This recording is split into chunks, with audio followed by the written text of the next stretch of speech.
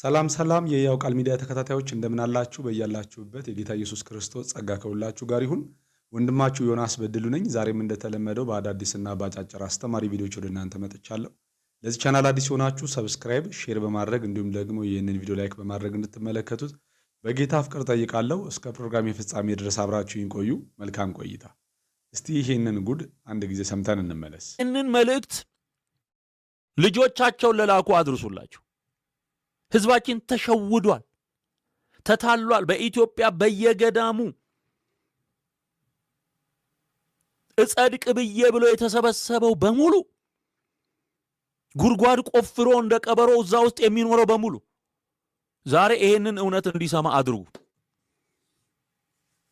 ምን እንደሚሉ ስማቸው በደንብ። በዳልሻ በሽታዋ ብዙ ስለሆነ ለብዙ ገዳማት የሰይፍ ቃል ኪዳን ሲሰጠው ይሄ በሰይፉ ፈንታ 44 ደዌ ይሁን ብሎ ተሰጥቶታን ቦታው። ወይ ተአምር፣ ወይ ተአምር፣ ወይ ተአምር!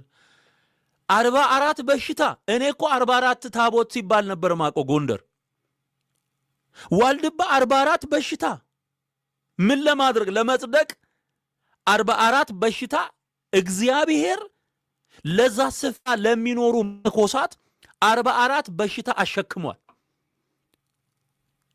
in the name of Jesus ይሄ እኔም ማፈርሰው ነገር ነው። በቃ አፈርሰዋለሁ በጌታ በኢየሱስ ክርስቶስ ስም።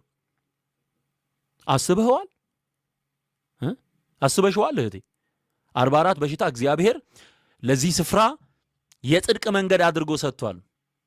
look በደብረ ሊባኖስ ገዳም በተቅማጥ በሽታ የሚሞት ሰው እንደ ሰማዕት ሆኖ ይቆጠርለታል የሚለው ንግርት አጋንንታዊ ንግርት ነው። ይህ ንግርት ብዙዎች በተቅማጥ በሽታ ለመሞት አልመውና አስበው አቅደው ይሄዳሉ። ተክለ ሃይማኖት ራሱ የሞተው በተቅማጥ በሽታ ነው። እሱን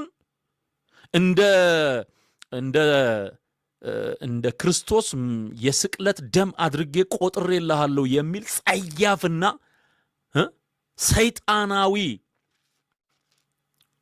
ምስክርነትና ጽሑፍ ወይም ደግሞ በገድሉ ውስጥ ጽፈው አስቀምጠው ያንን ነውር ተከትሎ በመሄድ በበሽታ እዛ ስፍራ ላይ ደብረ ሊባኖስ የሚያልቀው በተቅማጥ የሚሞተው ሰማዕት ነው የሚል ወንጀል ነው ያለው። በክርስትና ስም አጸያፊ የሆነ ወንጀል ነው ምድራችን ላይ የተሰበከው።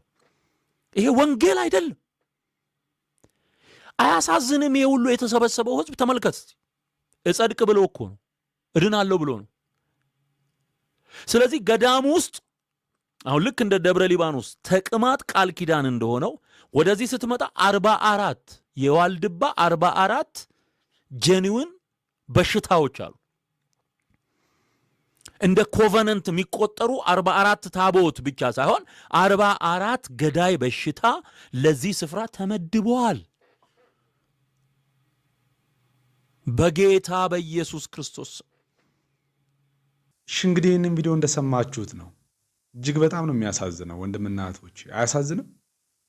ማለት በዚህ መንገድ እጸድቃለሁ ብሎ ሰው ማሰቡ በራሱ በጣም ልብ የሚያሳዝን ነገር ነውና በእንደዚህ አይነት እስራት ውስጥ ያሉ በእንደዚህ አይነት ድንቁርና ውስጥ ጨለማ ውስጥ ላሉ ወንድምና እህቶቻችን ብርሃን እንዲበራላቸው እንጸልይ። ወደ ወንጌል ወደ እውነት እንዲመጡ ወንድምና እህቶቼ ከልባችን እንጸልይላቸው። በእውነት በጣም ልብን የሚያሳዝን ነገር ነውና ህዝባችን ምን አይነት ጨለማ ውስጥ እንዳለ በዚህ መመልከት ትችላላችሁ። በተለይ ኦርቶዶክስ ቤተክርስቲያን እንዴት ህዝቡን አሳውራ ደንዝዛ እንደያዘችው በዚህ ማወቅ ትችላላችሁ። እግዚአብሔር በኦርቶዶክስ ቤተክርስቲያን ውስጥ ታስረው ላሉ ወንድምና እህቶቻችን ነፃ መውጣት ይሆንላቸው። ሌላ ምንም አንልም።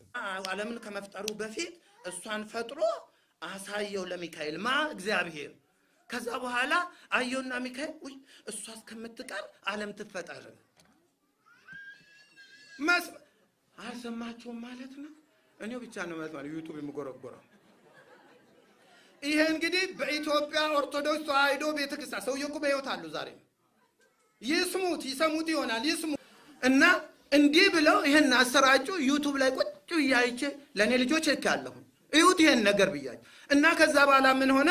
ዓለም እስኪፈጠር ድረስ በሚካኤል ክንፍ ላይ ትቀመጥ አለ። እንዲህ አይነት ቀልድ የሚቀለደት ማለት ነው። በሚካኤል ክንፍ ላይ እንግዲህ ከዛ በኋላ ስለርሷ ብሎ ያነባል። በቤተክርስቲያን የሚያነቡት ይሆነ ስለ እመቤታችን ዓለም ተፈጠረ ብለው የሚያነባሉ እኮ። አረ ይሄ ነገር ይስተካከል። ይሄ መናፍቅ ነው። ማርያምን አይወዳትም ነው። እንዲህ አይነት መውደድ አይደለም። ስለ እመቤታችን አይደለም ዓለም የተፈጠረው። ዓለም የተፈጠረው ስለ እመቤታችን። ለካ ከዚህ ጋር አያይዞም እኚህ ሰውዬም እንዲህ አሉ እና በሚካኤል ክንፍ ላይ ትቀመጥ ተባለ። እንግዲህ ስንት ዘመን እንደተቀመጠች ባላውቅም አሁን እንግዲህ እሷ መወለጇ ወይንም መፈጠሯ ሲደርስ ያ በሚካኤል ክንፍ ላይ የተቀመጠ ስዕል ይሁን ነፍስ ያለው ይሁን የማውቀው ነገር የለኝም። እሳቸው ናቸው አውሩት፣ እሳቸው ይጠየቁበት። እኔ የማውቀው ነገር የለም። እውነቴን ነው እኮ እንዴ! ይሄ በኢትዮጵያ ቤተክርስቲያን እንዲህ አይነት ነገር መባል አለበት? እንዲህ አይነት ቀልድ መቀለድ አለበት እንዴ? ለምን ቤተክርስቲያኒቷ ብዙ ሰው የደከሙባት ብዙ ሰዎች እኮ ደማቸውን ያፈስሱላት ቤተክርስቲያን ናት።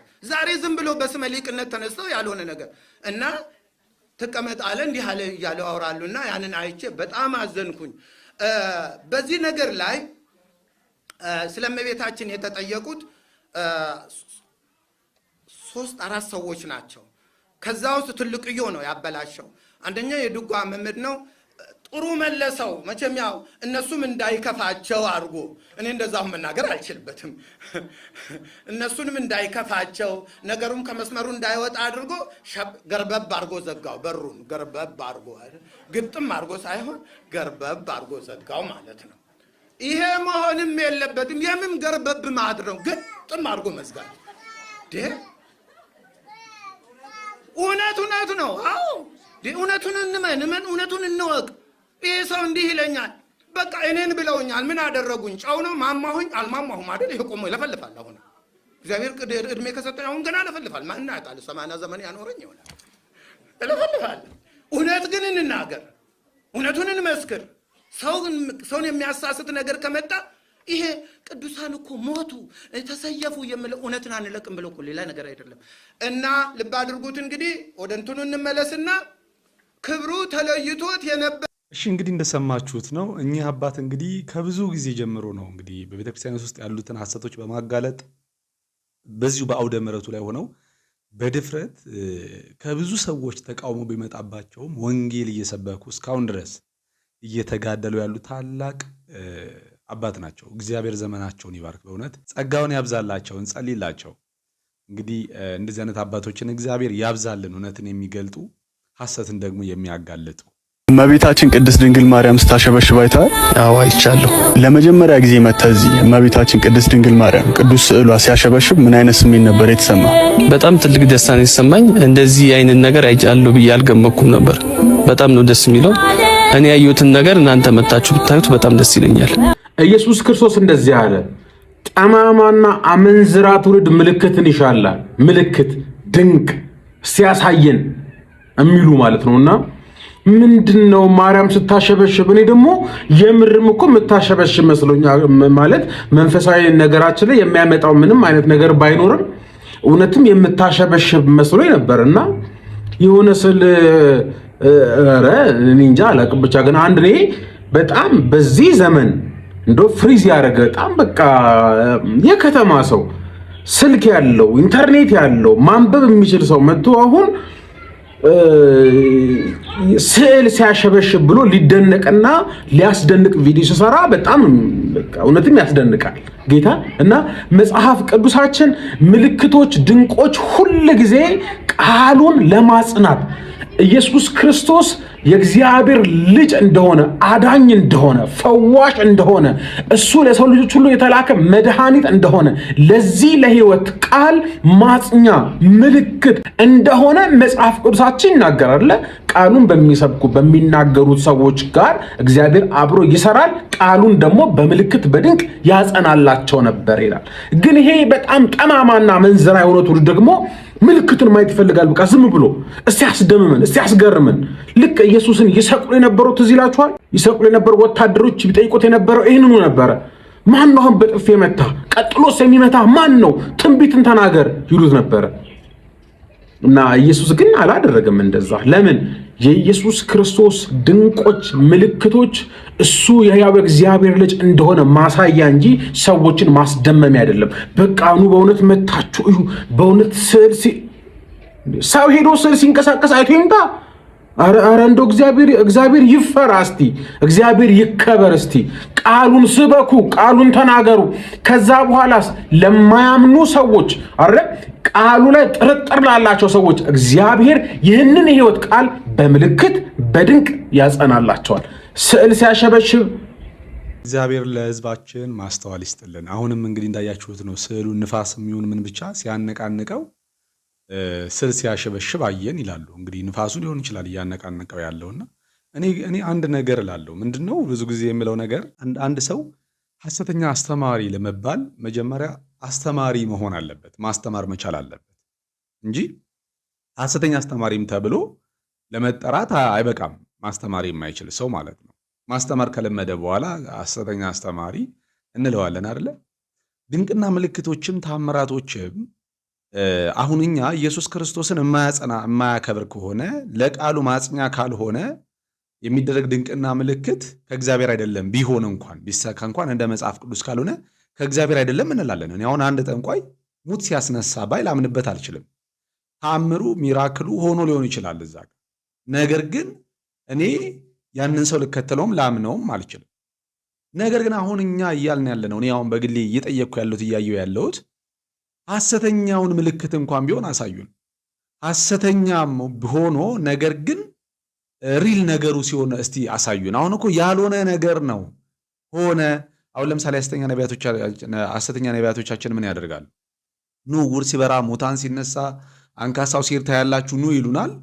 እዛው ጋር ለበሽታ ሲጸልዩ እናያለን፣ ለዕውሩም ሲጸልዩ እናያለን። ምንም ነገር የሚሆን የለም፣ የሚፈጸም ነገር የለም። እንዲሁ ዝም ብለው ህዝቡን አምታተው ነው ወደ ቤቱ የሚሸኙት ማለት ነው።